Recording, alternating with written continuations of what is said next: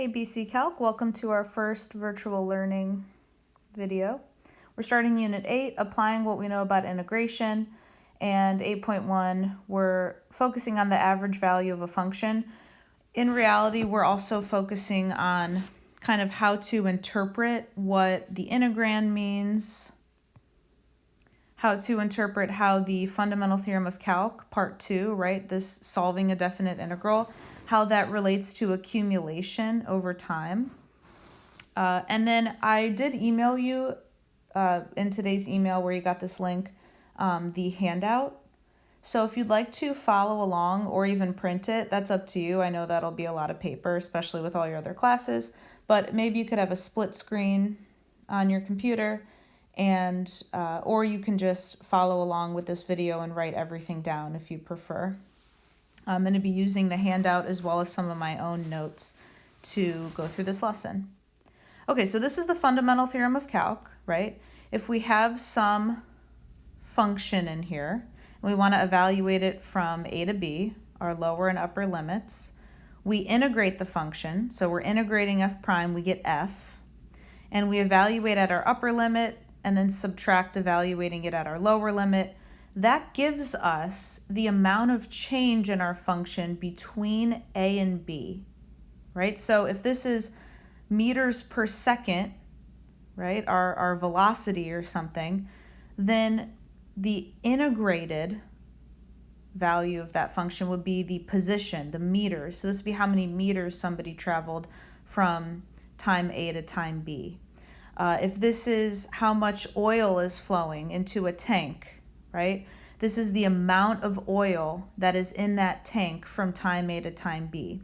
So it's accumulation over time from time A to time B. Well, we can go ahead and rearrange this. Let's say we wanted to solve for f of b, right? So we can add f of a to both sides. If I add f of a to both sides, right, I added f of a, so I'm adding it to this left side of my equal sign.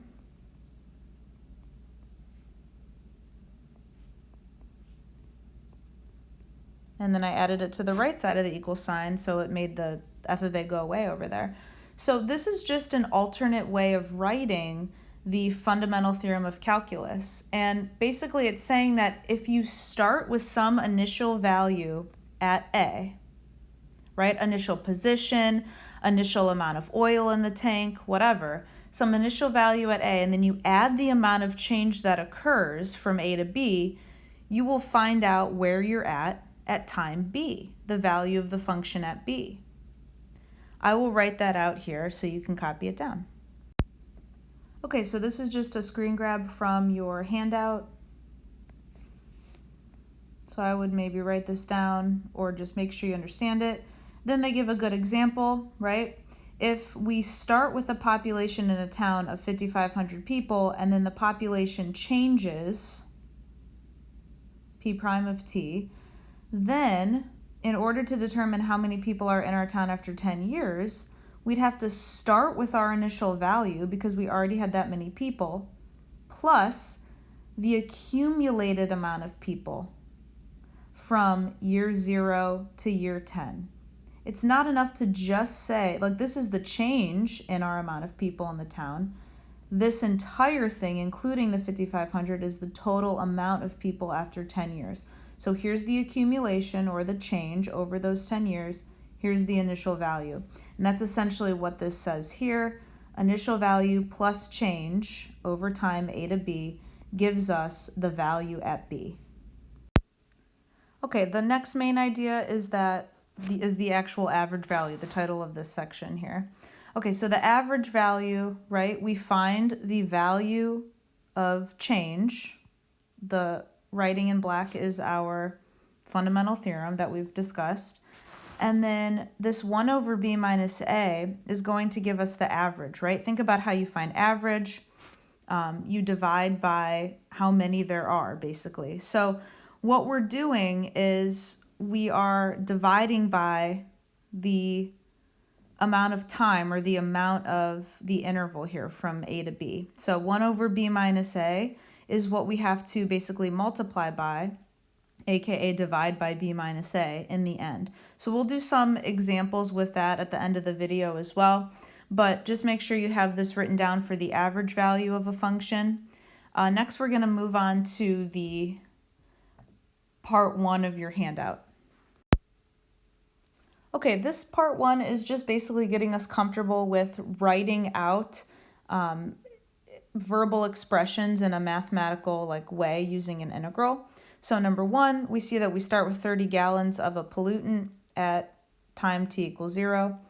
We have some rate of change for how many gallons per day. And then we want to write the expression to determine how much pollutant will be in the lake after 12 days. Well, just to determine how much change we have over those 12 days, that's the integral from 0 to 12 of our function p prime. That will tell us the gallons, right? If we integrate p prime gallons per day, that'll give us gallons over those days. And so instead of writing out what the function is, we can just write p prime of t. No need to actually write it. Cool. So that gives us how much change there was in gallons over those 12 days. Well, we know we started with 30. So in order to find the amount of pollutant after 12 days, we already had 30 to start, plus how much pollutant in gallons accumulated over those 12 days.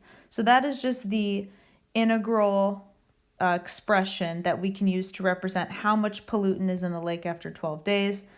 This is our p of 0, and this is our change. And so this will give us, we don't need to write this final part, but this will give us how much pollutant is there at day 12. So that's kind of extra there, but this is representative of how much pollutant at day 12. Okay, this next one I think is a little bit more confusing, but let's just read through it. We have water leaking from a tank. 10 minutes after the leak is discovered, there are 60 gallons of water in the tank. How much water was in the tank when the leak was initially discovered? All right, so when the leak was initially discovered, there was more than 60 gallons of water in the tank, right? Because the water is leaving the tank. So 10 minutes back, there was more water in there. So the amount of water that leaked from the tank over those 10 minutes is represented by the accumulation, or the integral from 0 to 10 of our function. Right? Since this is gallons per minute, our accumulation function here, this is how much leaked over those 10 minutes. And we had an initial value of 60. Now, there's an alternate way to write this. We can also write this, this would be how my brain thinks about it. But because of a property of integrals that we have talked about, and I haven't put really into writing as much, but I want you guys to realize that this right here, going from 0 to 10, could alternately be written like this, going from 10 to 0 of the same function, but it's negative. That works out mathematically using the fundamental theorem. And then, so this is in red is an alternate way of writing this problem. I think it makes less intuitive sense, but I'd like us to just realize that we can, if we switch the upper and lower limits, we just have to put a negative symbol out front. So here, this integral with the negative is equivalent to this positive integral, just swapping the limits. The 60 stays, that doesn't change. Okay, I'm going to have you guys try the next two. So pause the video, write down your answer, and the solutions will appear in just a moment. All right, here are our solutions. This represents the change in temperature of the pie from 10 to 15 minutes. And this was the temperature at 10 minutes. So the temperature at 10 minutes after taken out of the oven, minus the change in temperature from 10 minutes to 15 minutes gives us how much, or the temperature at 15 minutes. Number 4, this is an entering and leaving problem. We'll definitely see ones like these again, but the amount of people at a given time is you take how many enter minus how many leave. So this is how many people are currently there, right? From time is 1 to time is 3. So the change in amount of people from 1 hour to 3 hours. And then that with how many people were there at the end of the first hour. Okay, next up is the next page, part 2. We're going to actually evaluate these integrals either by hand or using our calculator, so be sure that you have your calculator ready for the next part. Okay, so for the first problem, which was the pollutant in the lake at day 12, I just copied down what we had from the previous page here and replaced p prime of t with what it actually was. Now, this is one that we can't do by hand. And on the AP test, obviously, if it's in the calculator or non-calculator section, like you'll know. But this is one where we're going to use our calculator for. So go ahead and plug this into your calculator. If you want to just do this all on the graphing or the calculating screen, go ahead, right? So you type in 30 plus, and then we'll hit math 9. And that'll bring this up here, and we can enter in 0 and 12. And you can enter in the integrand here. Obviously, we just use x instead of t. Once you have that, check to make sure that you do get the correct answer. And then remember that we always want to go out 3 decimal places, so 23.422. And then this was how many gallons at day 12. So gallons of pollutant at day 12. Okay, this next one is one that we can do by hand. And if you want, you can use U substitution. That's what I did. You could also just not use U substitution, but in this case, I'm going to. So when we solve this, I'll do the integral in blue, right? We can let U equal t plus 1. And then du would just be dt, 1 dt. So if we integrate that, right, since we'll be in terms of u, I'm going to put t equals 0 and t equals 10. If you want, you could also write those in terms of u, right? So you could also, since we'll be in terms of u here, if t is 0, u would be 1. And if t is 10, u would be 11. So you could also just write 1 and 11 here and not have to write u equals. I just like to keep it simple and not have to do that. So we'll have the square root of u, right, which is u to the 1/2, and then dt is du. So not a crazy u substitution, but we can definitely use it. All right, so then when we integrate u to the 1/2, we want to add 1. So we'll get u to the 3/2.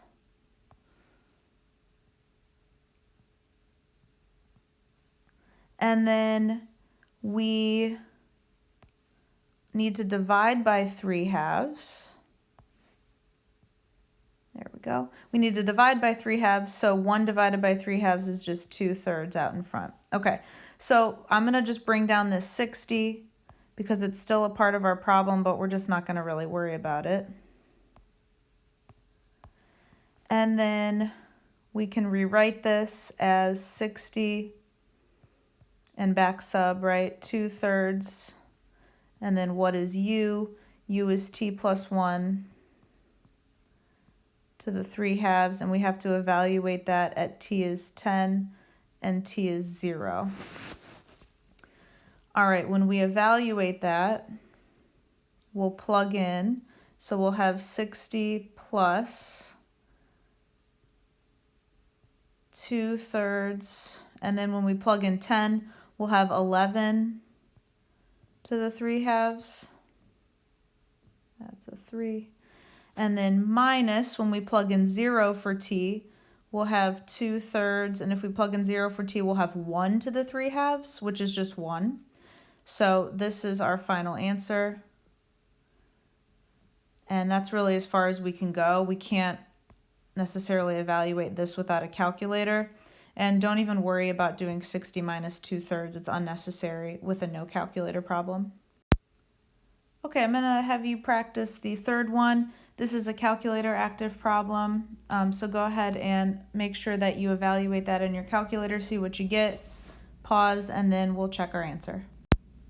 Okay, here's the solution for number 3. Then we'll move on to number 4. That one we'll do by hand. Okay, the last one is about the number of people at the fair. And we can do this one by hand because e and t and L of t are just polynomials. So when we rewrite them, you could break this into 2 integrals, but honestly it's probably easier not to because e of t and L of t have like a like term, and then that is just one like fewer term for you to integrate. So that's e of t, right? And then if we subtract L of t was 12t minus 3.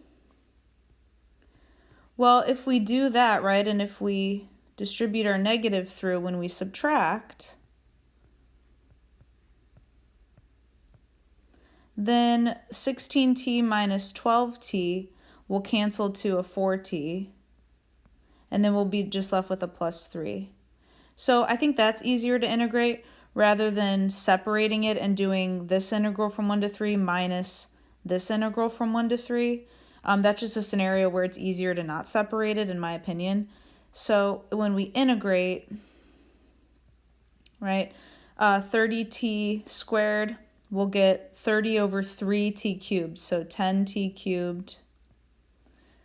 Then we'll get 4 over 2 t squared plus 3t. And then we want to evaluate that at 3 and 1 using our fundamental theorem. So I'm just going to ignore the 200 plus for right now because I'm going to run out of room. So I guess I'll just write it small. All right, so when we evaluate at 3, we'll have 10 times 3 cubed, so that's 270. So our first part is 270, and then plus 2 times 3 squared, so 2 times 9, so plus 18. Then plus 3 times 3, so plus 9. Minus, we want to evaluate at 1. When we evaluate at 1, we'll have 10 times 1 cubed, which is 10, and then plus 2, and then a plus 3.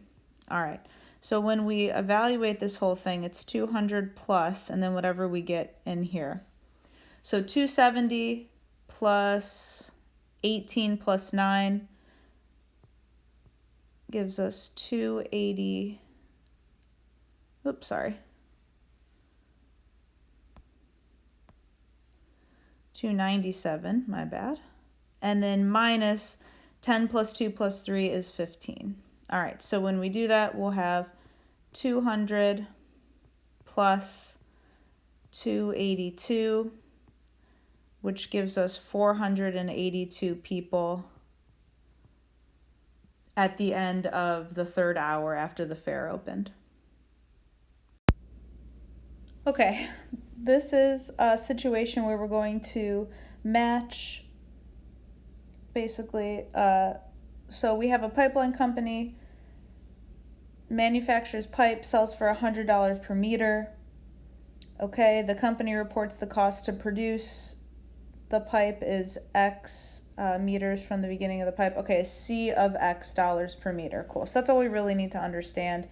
Basically, and then profit, right, would be $100, what it sells for, minus the cost. So our profit, anytime we see profit here, I didn't mean to cross off the word selling, profit, oh my goodness, profit is 100 minus a cost. Okay, So as long as we know that anytime we see profit, that's what we'll pick, basically.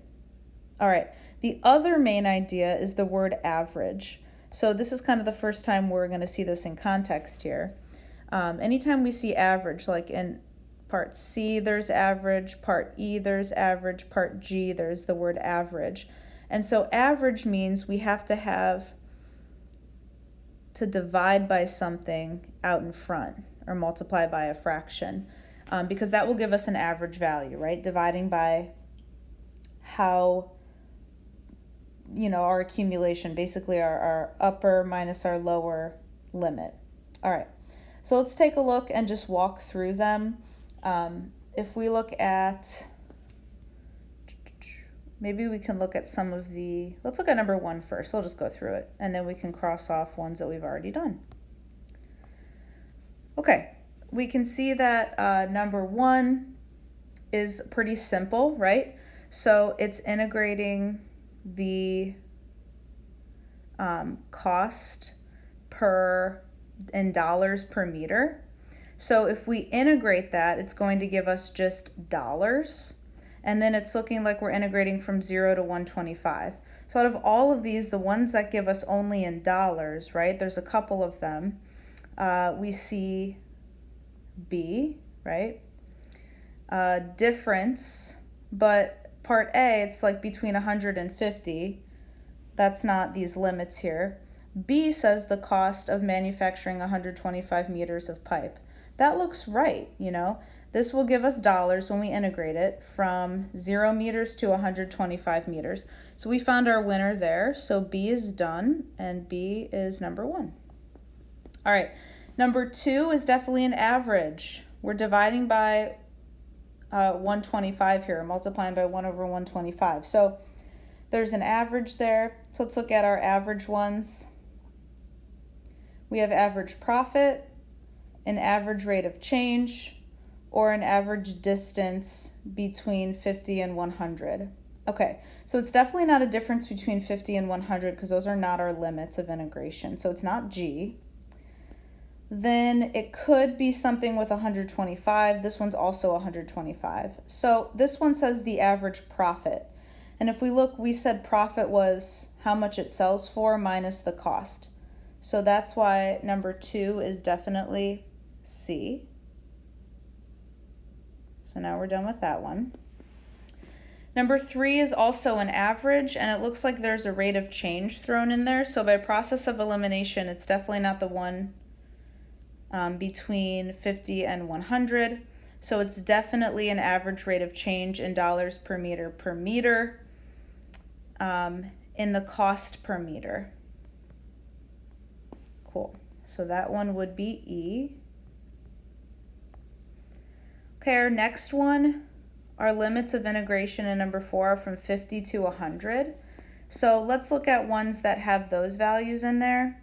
So it looks like A, D, F, and then G goes from 50 to 100, but G is an average, and this doesn't have average on it. So it's basically between A, D,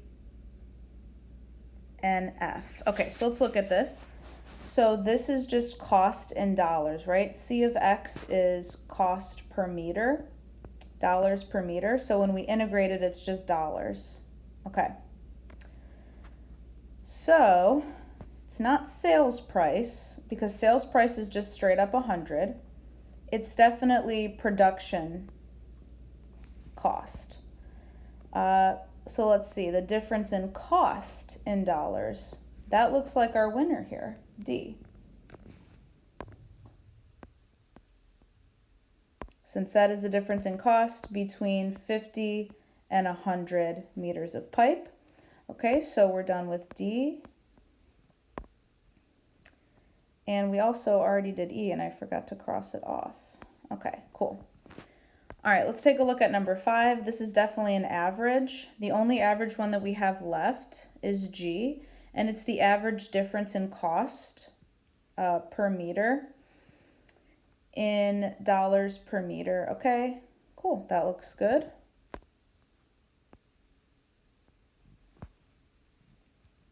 All right, then let's take a look at number 6. 100. The function is just 100. That is the selling price. All right, so let's look at ones that have selling price. And I forgot to cross that off.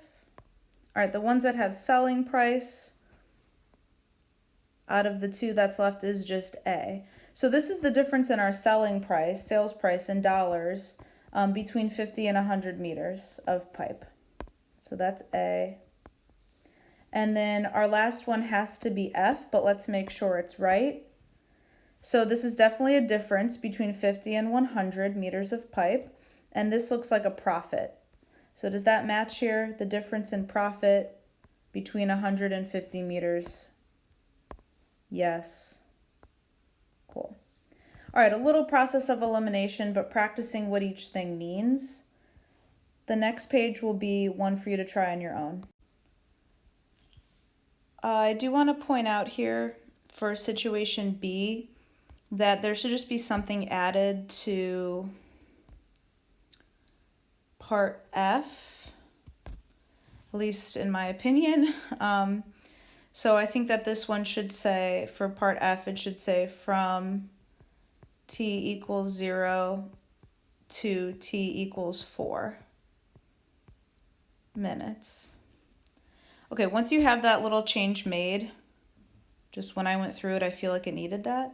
What I'm gonna have you guys do is practice this one. So pause the video, try it out, and then hit play to check your answers. Okay, check your answers, see how this one went. And then the next 2 pages are going to be today's homework assignment. All right, guys, this is the first part of your homework for today. You do not need to print it out and do it if you just write 1 through 5 and then match. That's great. If you want to print this screen out and then write it on here when you upload it, that's fine too, but it can just be on a sheet of paper.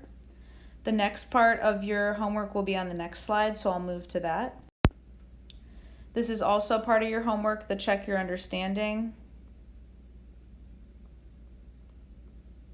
Note that you don't actually have to solve any integrals here. It's just the first part was matching on the previous slide. Then this is A, B, C, and D. You can just do this on your own sheet of paper, make sure your name's on it, and then upload it to the proper file in Dropbox. I will be on Zoom. I don't know the times yet, but as I'm making this video, I don't know the times, but I will be on Zoom if you have any questions, and good luck.